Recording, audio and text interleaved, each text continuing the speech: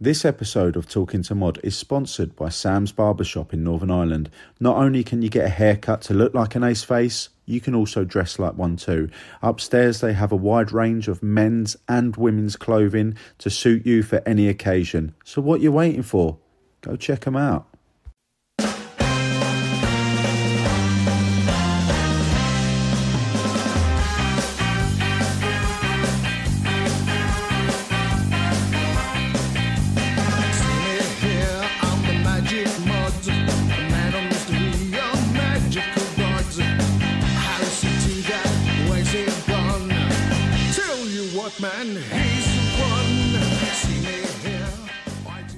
How we doing, everyone, and welcome to another episode of Talking to Mod. This week we have the very talented Ricky Maymi. I met Ricky when I was on tour with the Brian Jonestown Massacre, as he's part of that fantastic band. So this is going to be an epic chat. Sit back, relax and enjoy Talking to Mod.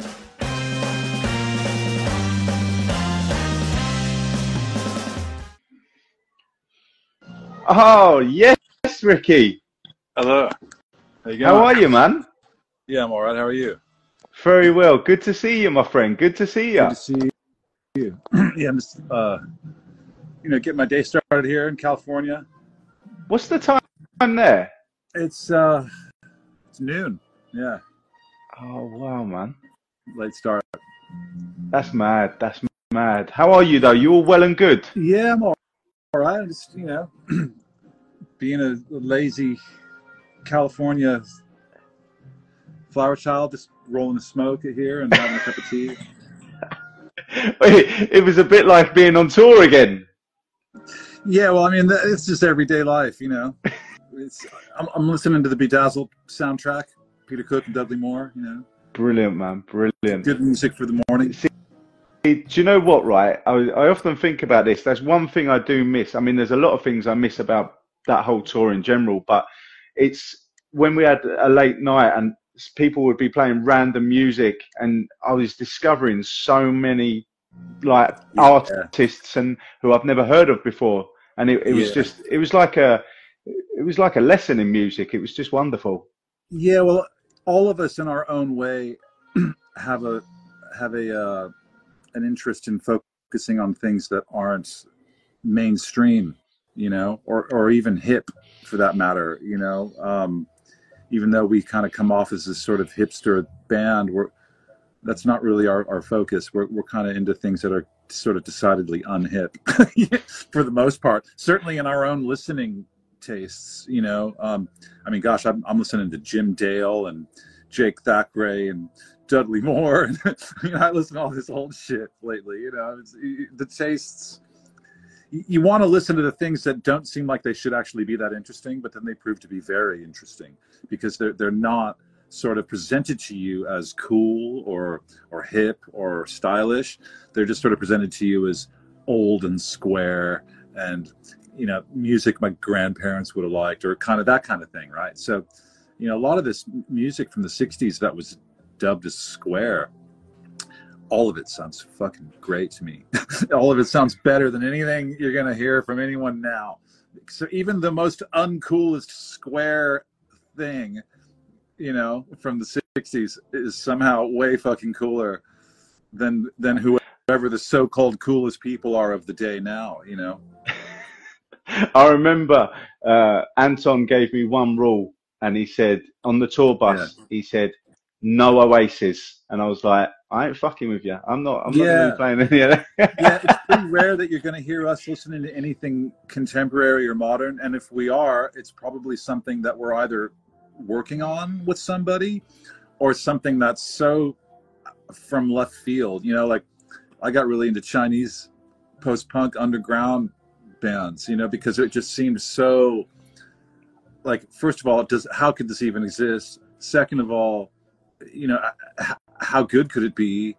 And all these things, all these reasons why it shouldn't make sense are what's intriguing about it and makes me interested.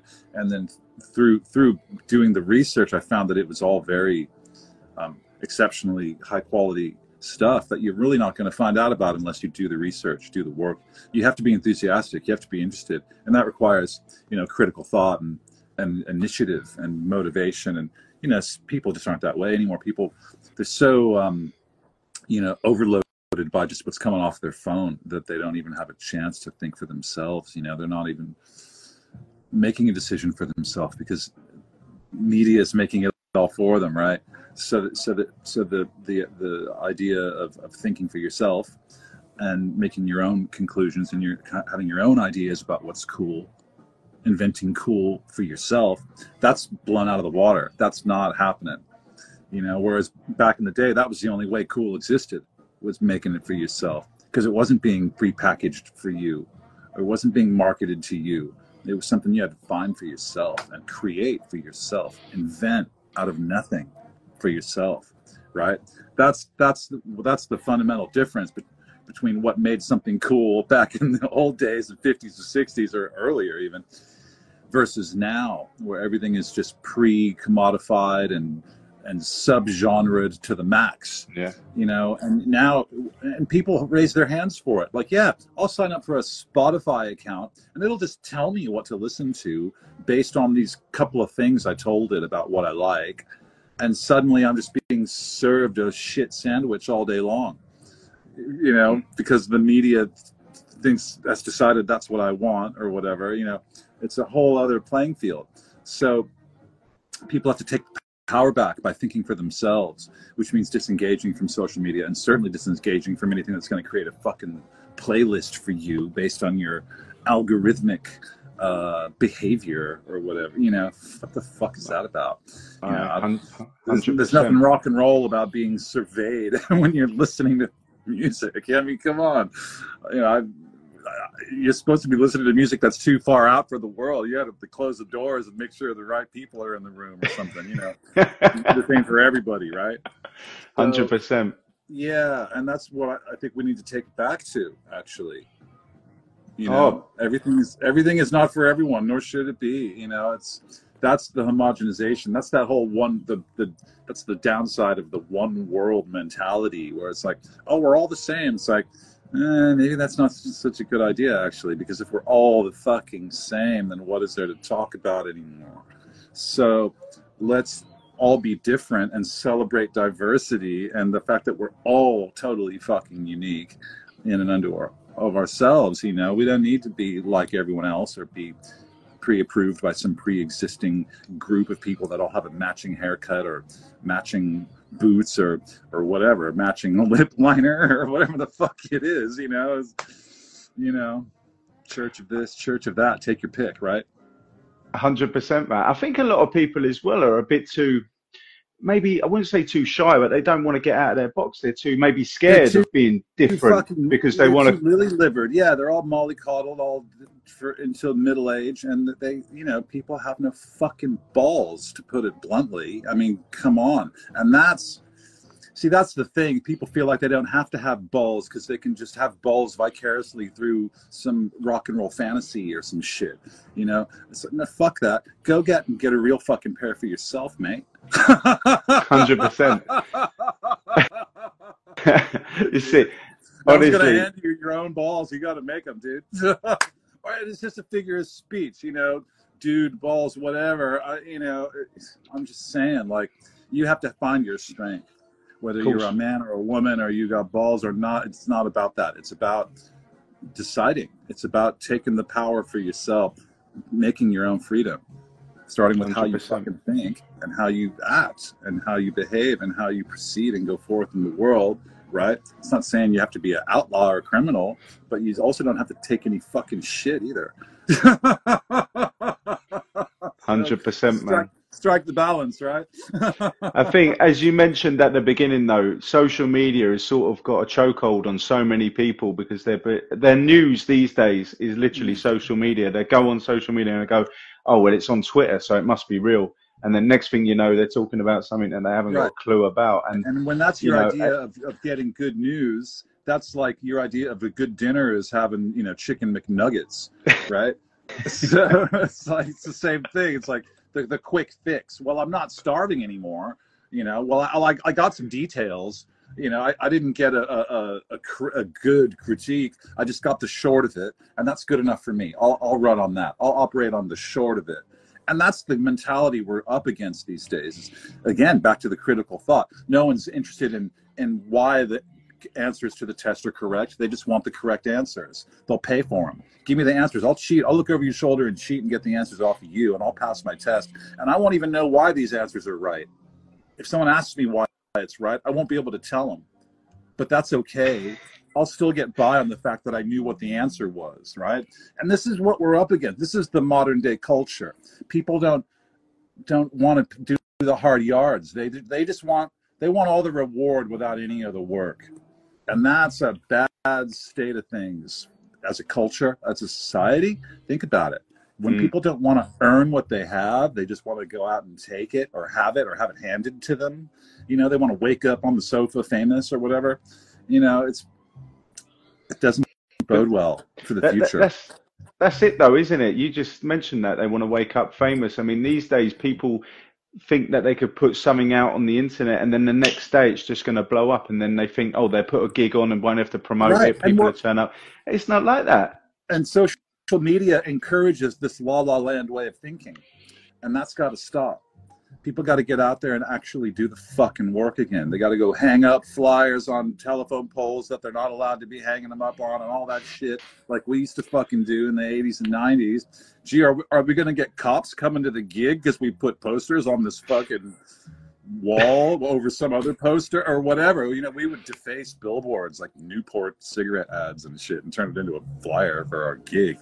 So, you know, you got to get creative and you got to think outside the box, and you got to find ways to really be compelling. I mean, if you're trying to make something happen publicly in any way, and if you're trying to make it as a band or make it as some kind of something worthy, genuinely worthy of people's attention, short of getting the $20,000 package deal from some New York publicist to make the whole world know who you are on the same day at the same time, you know, like clockwork. Fuck that. You got to do it yourself. You know, anyone can be famous. I mean, just look at Kim Kardashian. If you've got the money, you can have the whole world talking about you for no reason 100%. At all, other than they know what your name is. Do you know, honestly, this is just taking me back to times on the tour bus with you guys, and we were talking about absolutely everything. And you know what, right? Yeah. I've never experienced a band like it, Ricky. Like, it was every day I learned something. Do you know what I mean? Like, every day it was like, as soon as I woke up, right, what are we going to learn today? If it wasn't music, it was something else. And it's just, I'm telling you now, I mean, you know it yourself. There just isn't another band like that ever. I've never seen another band like that in my life. I guess I wouldn't really know, you know? I mean, not that I don't work with other people, but I don't really work with other people in such an acute manner for extended periods, you know, on a tour bus for months or whatever. So yeah, it's our universe works the way it does, and we're all, you know, we're all we have to kind of stay sharp, you know,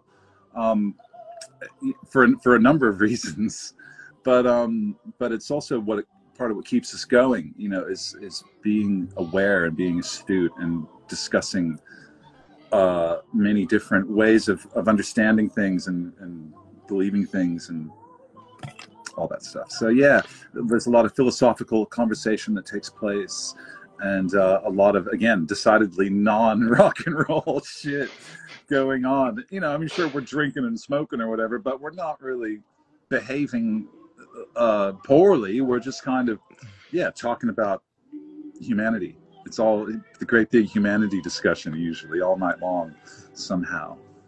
I mean, I classed myself as one of the luckiest people in the world, and that is because not only did I get to share the tour bus with you guys for about 3 weeks, I think it was, wasn't it? But it was a long time, yeah. Yeah, I was literally part of the family. Well, yeah, and that's kind of how it has to be. You know, you can't have it any other way. When you have an echelon system of I'm up here and you're down there, you're just going to create problems.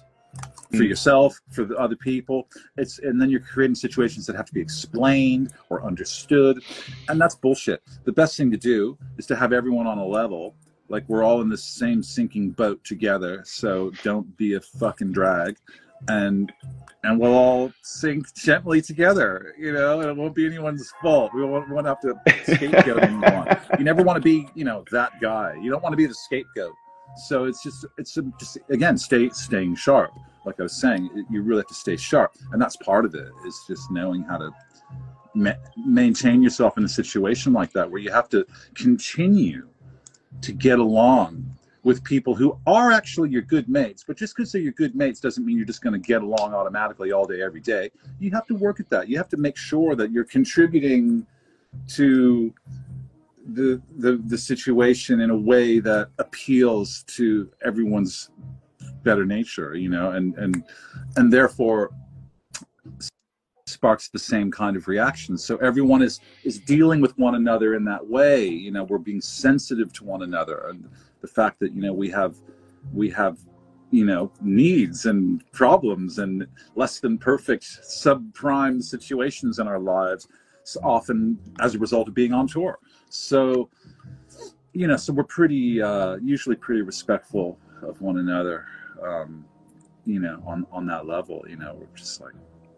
no, it was amazing. As I said, like, I do class myself as lucky, because not only did I get to share the tour bus, I also got to see you guys in sound check, and then for about 18, 19 shows, whatever it was, I also got to see the show as well. And I was just standing, and no nights were the same. Every night was different. And that's what I loved, because even though, as I said, I watched it from day one of the tour to the last day of the tour, no two gigs were the same. And for me, it was like I was at a different gig every night. It was absolutely incredible. Yeah, I like and that. I mean, I know what you mean, and that's one of the things that keeps me interested in it, actually, aside from the personal stuff. But just I do like I like to be interested in what I'm doing, you know. Otherwise, I don't want to do it. So that's one of the things that keeps me interested, is the fact that every time we come at it, somehow there's some revelatory thing, no matter how subtle or abstract, that makes me go, oh wow, you know, this is interesting, this is exciting. There is something magical in this minimalist discipline that we've employed for so long now. And even through trying to just keep it simple, you know, you can never know these songs well enough. You know, we can play a song like Servo, which is just 3 chords round and round, but, you know, after playing it on the road for 20 years, we still go in the rehearsal room and play it and find that there's a way to play it even better. The same 3 chords that go round and round. See what I mean? So it's like, you know, you don't just, if you want to be fit, you don't just go to the gym one day and be like, okay, well, been there, done that. You gotta make a life of it, you know? So it's, you know, you're playing these 3 chord round and round songs, and they're kind of just like this meditative thing that goes round and round with a beat and a progression. But, you know, you can tell yourself you've got it down and, you know, like the back of your hand, and maybe you do, but that doesn't mean there isn't still the room to improve it, to know it even better, to understand it even better, and therefore how to deliver it even better. So we're always looking for these ways to improve, no matter how incremental, no matter how subtle, no matter how much no one notices but us. We're always looking for these ways to do it, you know, because that's just what has to happen in anything in life, right? do you have a favorite song that you like to play, like when you're live and that? Is there one that comes up and With you go, those guys? yeah? That's hard to say, you know, because it So many. changes so much. Yeah, I mean, to be fair, a lot of my most favorite ones to play, we probably haven't played in 10 years or so. But, you know, that's okay. That's also kind of interesting too, in a way, because you have to find the inspiration in this sort of new delivery of things. And that's been fine. I do find a lot of enjoyment in playing the newer material. Whatever's new at the time seems to be what I'll enjoy the most, because you have to rise to it in a different way, because you don't have as many piloting hours playing it. It's a newer experience, so you got to kind of, there's more immediacy as a result, somehow a different kind of immediacy. So I'm genuinely pretty happy when the set is heavy on the new stuff. You know, not that I don't like the old stuff, but I feel like most people who come to see us have seen us do that, and it's better to. I always err on the side of, it's better to see a band do what they're inspired to do than what you feel like they should do. So, just let us do what we've decided is going to be the best thing, and that's definitely going to be the best thing. You start telling us what songs to play, it's just like, well, I'm not a busker. Well, you know, it's like when you're DJing and someone comes up to you and it's like, oh, it's my friend's 18th, play some Radiohead, and you're just like, mate, they didn't ask me to DJ here to play Radiohead for your friend's 18th fucking birthday, man. I don't even have that record. You know what I say? I say, I'll bet you got that record at home, don't you? Why don't you go home and listen to whatever the fuck you want?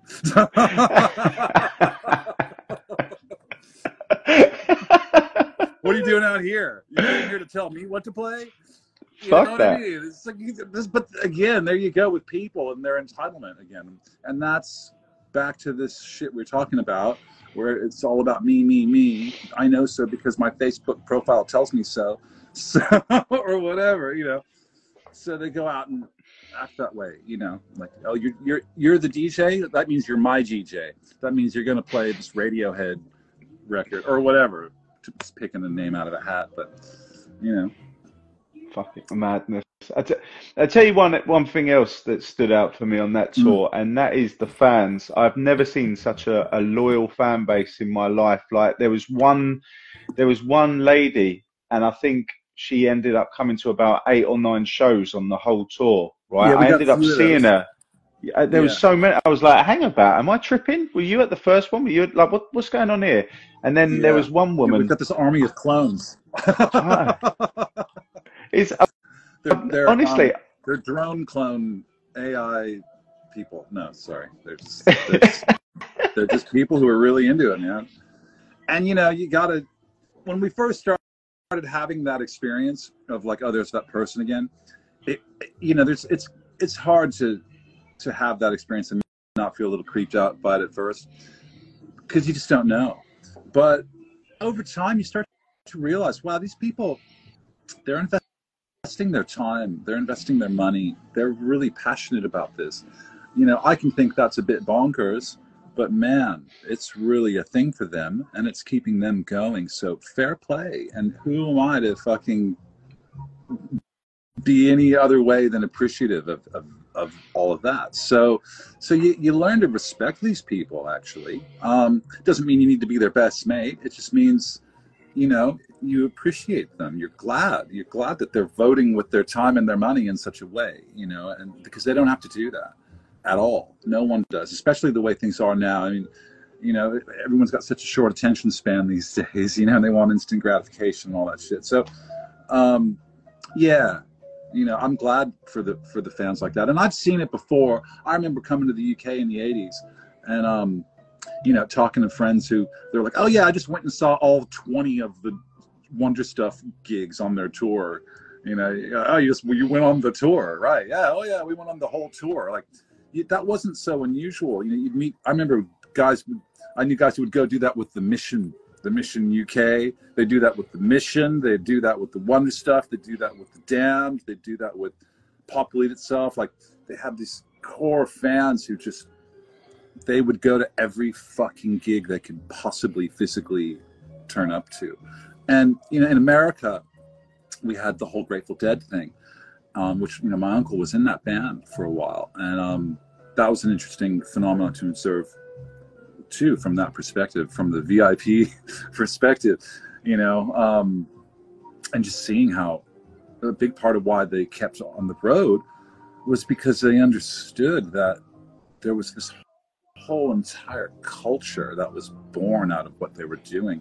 And like it or not, you don't have to be a Deadhead or like Deadheads or any of that. I don't consider myself a Deadhead, but I can appreciate on the cultural level the impact, the lasting impact, the staying power, and the way it really resonated with so many people who created a whole world around it. You know, their thing about the last few tours they did, a big part of why they kept on the road when they didn't have to was because they knew that so much of their fan base made a living off of following the Grateful Dead on tour by setting up in the parking lot and by selling whatever they were selling, whether they're selling acid or weed, or they're selling, you know, mead wine, or they're selling Guatemalan pants, or they're selling hacky sacks or bottles of water, whatever the fuck it was they were selling. They'd be going around selling it all year, every year on tour with the Grateful Dead, just being in the parking lot. So there's this whole economy that exists as a result of them existing, right? And they knew that, and they felt a sense of responsibility around that, let alone the 300 employees they had for Grateful Dead Productions, who all relied on their Christmas bonuses every year. So at this point, you're just staying on the road to keep everyone paid, your fans and your employees. You're grossing $43 million a year in 1993. You're doing all right. You know what I mean? So it was just about keeping this whole world going. You see what I mean? So they really developed a following that literally followed them everywhere, thousands, by the tens of thousands. So, you know, that's kind of an interesting thing. You don't have to like the music, you don't have to like the fans, but you cannot sniff at the creation of all of this. And the way it's still, even to this day, a huge cultural phenomenon. And that's something for a band to aspire to. Maybe not as hippies, maybe not as heavy metal or whatever your style, it doesn't matter. The point is permeating the culture in such a realistic, extraordinary manner, you know? I mean, that's kind of interesting. So, and that is where I see our band having a similarity with their band, not on that same scale, but it's hinting at that. And that is also a thing that keeps me interested, is that, you know, there's this culture that's been born out of it, and this sort of, this interesting group of people around the world, you know, who have come together through the music. And that was something we were experiencing, you know, from day one with this band. When we were playing gigs in San Francisco, you know, we were kind of and this wasn't on purpose, but it just kind of worked out this way. We were sort of like a bridge between scenes, and we were sort of like a hub band, you know, like people got connected to a lot of other things through us. And we recognized the power of that pretty early on. You know, we had our own club night. We had bands coming up and playing every Thursday from all over, all different kinds of shoegaze bands, indie rock bands, mod bands, all this kind of garage rock bands, all this sort of stuff. So we really saw that we had this ability to bring people together and kind of create something, make something happen that was exciting and got people going and got people inspired to get their own thing going. And that's what it's all about, you know. So, How, in terms of early gigs, how far back can you remember? Like, do you remember one of the first ever gigs you did with the the very first gig we did was at a frat house in Berkeley, California, in the East Bay, across the bridge from San Francisco, across the bay. And I was playing drums, and I broke the drum heads. So the show was pretty short. And which was fine, because they really didn't want us there anyways. They were looking at us like, oh, who let these faggots in? You know, it was very much like that. And this is literally, you know, over the bridge from San Francisco, but it was like testosterone central. So I think we played about 3 songs and got the fuck out of there. And then we did another gig. When was the next gig? Oh yeah, the next gig was at the Peacock Lounge, which was an African-American Masonic lodge in the Haight-Ashbury, in the Fillmore district, actually, the Lower Haight, which was more the African-American sort of part of town, where they had housing projects and the whole thing, you know, crack city. It's not like that anymore so much, which, you know, it's a bittersweet result. But anyhow, we hired that place out because we wanted to play gigs in off the beaten track locations. We weren't necessarily interested in playing the clubs that were pay to play, because back then it was still pay to play. Back then you still had the hair metal thing. You know, Jane's Addiction was still pretty new, so hair metal hadn't really died its death yet. So you still had a lot of people running the show in terms of booking high profile gigs.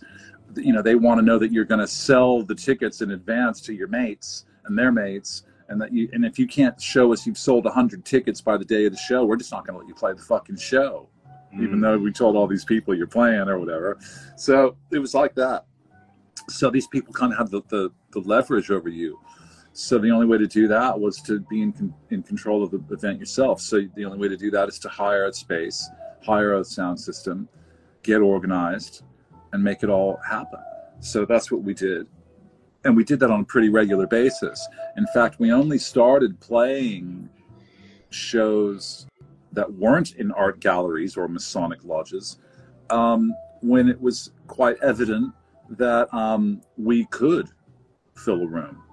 And once we were pretty satisfied with that, we began booking gigs in regular nightclubs. And occasionally we would get an opening slot. Like we got an opening slot for Sonic Boom from Spaceman 3 in a big proper nightclub.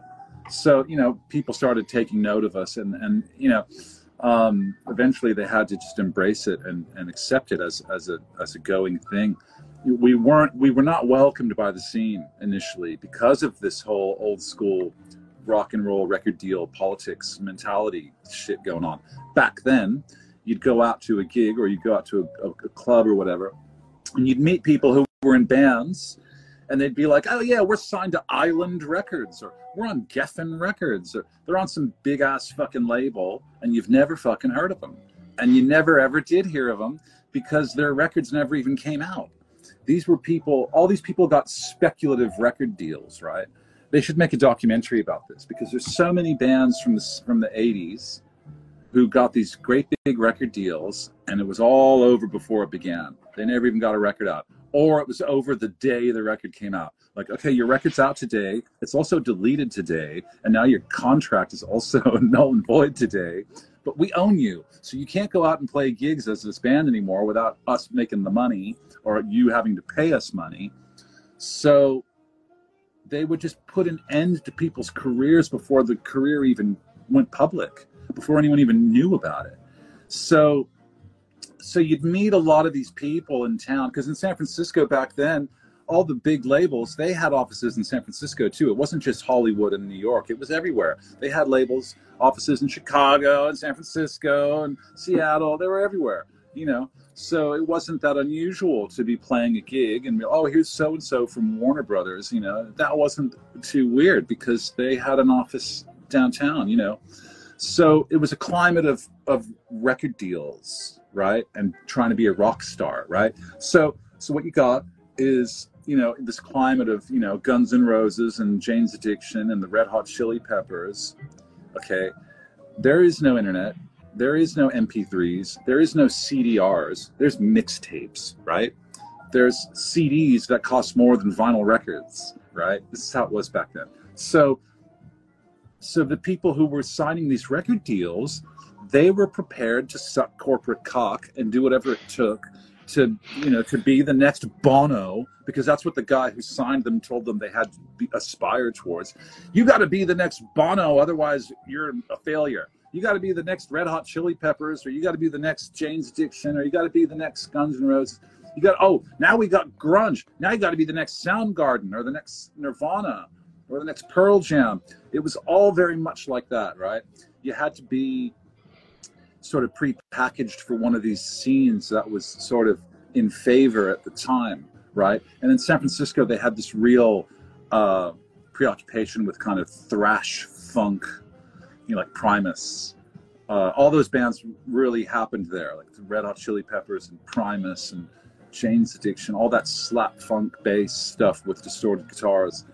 You know, the thing that happened between Guns N' Roses and Nirvana was like this kind of white boys with dreadlocks, and you know what I mean? And they're like, they don't have shirts on, and they're, you know, they're playing heavy metal solos, but they're kind of not that heavy metal. They're kind of more like alterno something. They're, you know, it was really bland and in poor taste, to say the very least. Anyhow, this is what the climate we were born into, right? So just to put you in the picture, like this paint the picture. So, you know, our whole thing was like a reaction against that. You know, Mad. There was nobody who was, you know, wearing 60s mod clothes, but making noisy, spacey, weird, fucked up psychedelic guitar sounds. There wasn't any of that. There was that kind of hybridization wasn't happening in America. It wasn't happening in San Francisco. It was not happening. You know, you had it in England, you had it in Europe, you had it in Australia, but it wasn't happening here, because here it was still, you know, it's California, it's all big money, and it's all about whatever it's going to take to get you, you know, on the Sunset Strip, on the billboard in front of Tower Records or whatever, right? It's very 20th century. Looking back at it now, it's amazing that everyone had to jump through these hoops, because it's just not like that anymore. Anyhow, so our whole thing really was a reaction against all of that. And this is why we weren't even bothering to try to play in the same clubs that bands like that played in, because why pander to that market and that audience? That wasn't what we were about. We were about being too fucking weird and hot to handle and too crazy, you know what I mean, too unpredictable to even be let into one of those places. We were more punk rock than any punk rock band around, but we were playing melodic, jangly love songs and shoegazy, dreamy stuff, you know. So it was an interesting combination of things people hadn't quite seen yet. They weren't really ready for that. It took them a long time. Just like anywhere else, you know, it's funny how it works. People don't like you in your hometown until they found out someone likes you somewhere else. Yeah.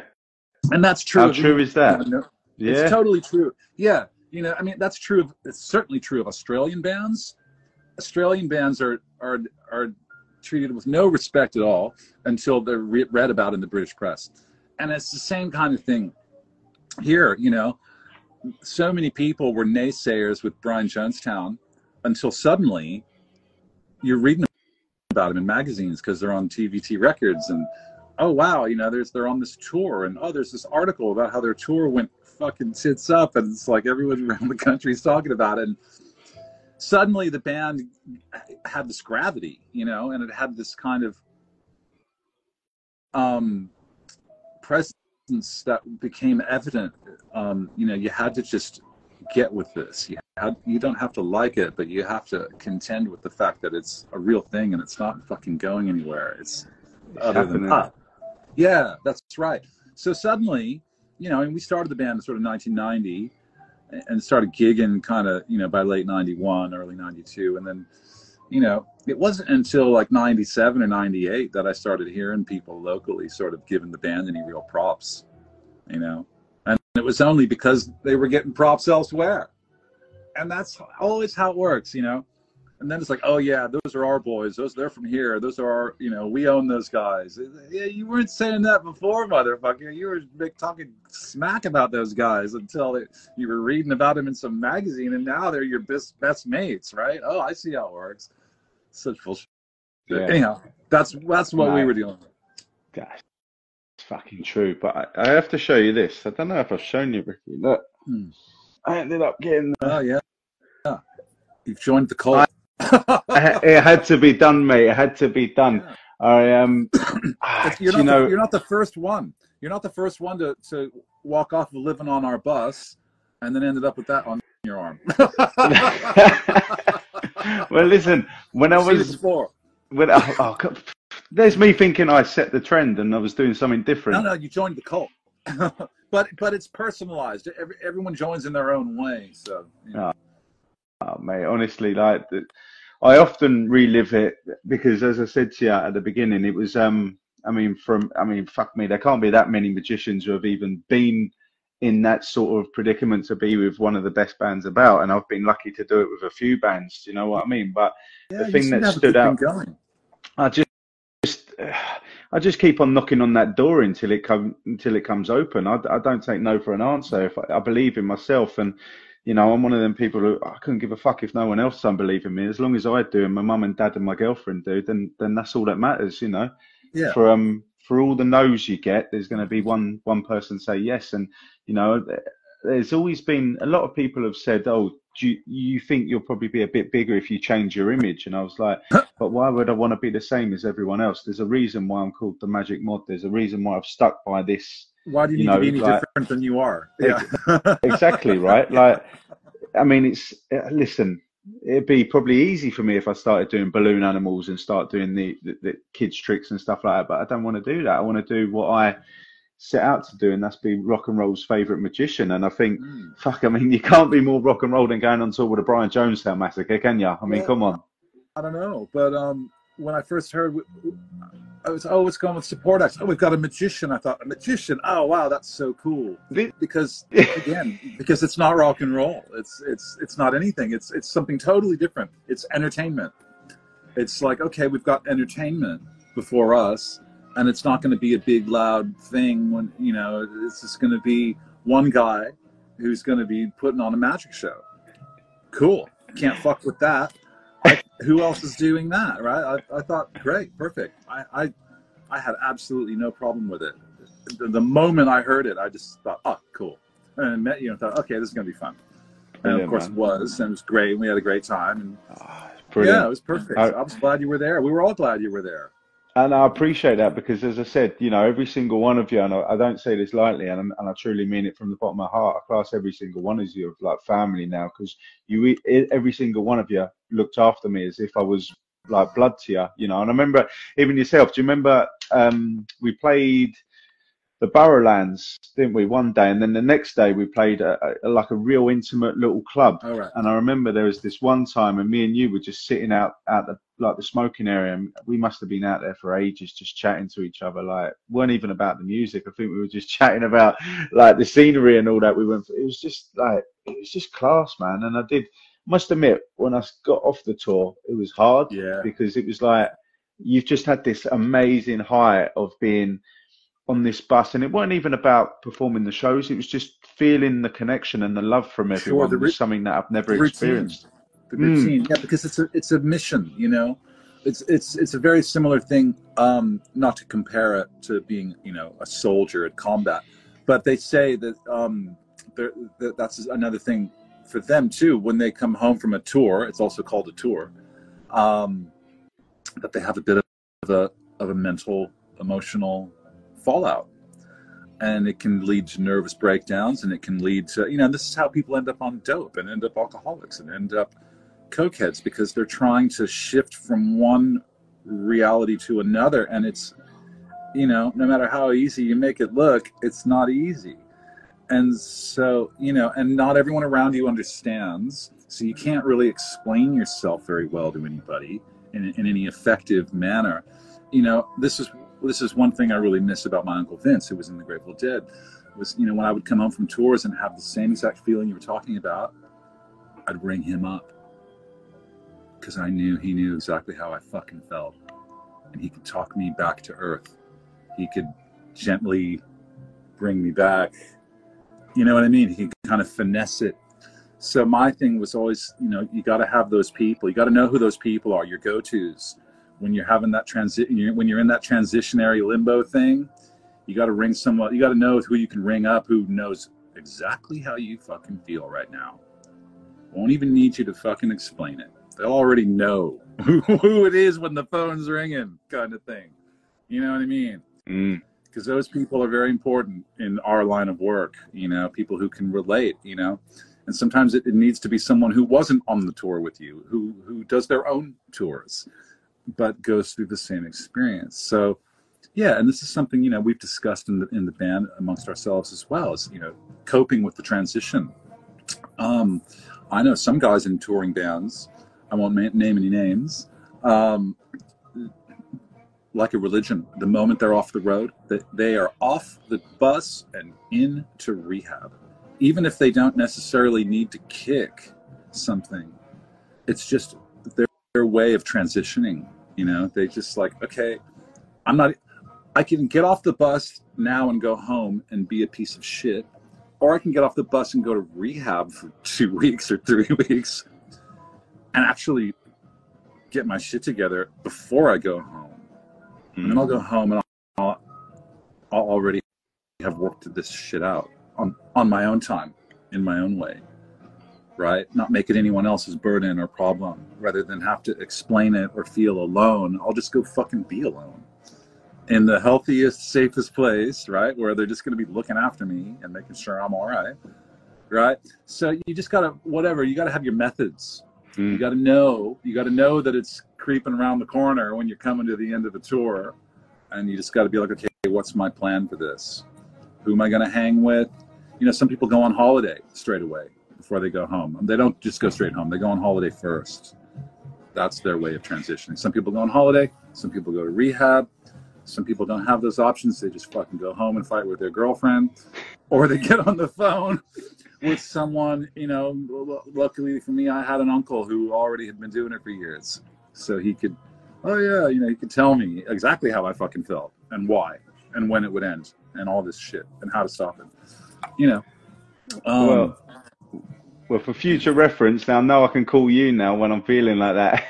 I guess in a long-winded way, that's what I'm trying to say, mate. Is you can ring me up about that shit any old time you like. Love that, brother. Love that, man. That's honestly, like I said, it's. I know I keep on, you know, sort of going back and reliving them moments, but it was just incredible. And I remember the day when we parked up that bus in London, and I knew when I first stepped off, I was like, shit, this is the last time, because we finished in Kentish Town Forum, and I knew I had my mum and dad were there, and then I knew the next day I was flying back home to the family, my little boy and the missus, and I was like, oh shit, life's gonna be so shit now. Do you know what I mean? Not thinking like that, but because it ain't. But because you've been doing what you love to do, and as you just mentioned, no one else is going to understand from the outside looking in. They just think, oh, that's right. What you moaning about? It's like, I can hurry home to my wife and kid, but what good am I actually going to be to them if I just hurry my ass home? Maybe I should just go chill out for a couple of days and get my head together and then go home. And maybe maybe the wait's worth it sometimes, is what I'm saying. You know what I mean? You know, for me, it was like I just had a breakup. You know, when you got your first love and you end up breaking up with him. I remember when I got back home after the tour, Anton gave me a bit of homework. He said, you got to listen to all the albums that we've made, every single album. That's your homework. And I remember just sitting home listening to it going, oh shit, I remember when they were playing this live, and I was thinking, this ain't helping me. Do you know what I mean? Yeah. Like it was mental, but listen, I'm doing all right.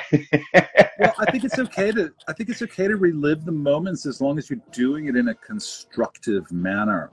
You're looking at the past, you're examining the past so you can understand how to proceed going forward. So as long as it's in some practical way, maybe you go back to it because you're understanding it as this, it's kind of set a bar for you in some way. So you keep deferring to that bar.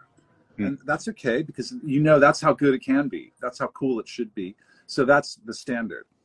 It's always got to be that fucking good. Otherwise, fuck it, right? Like, what's the point, eh?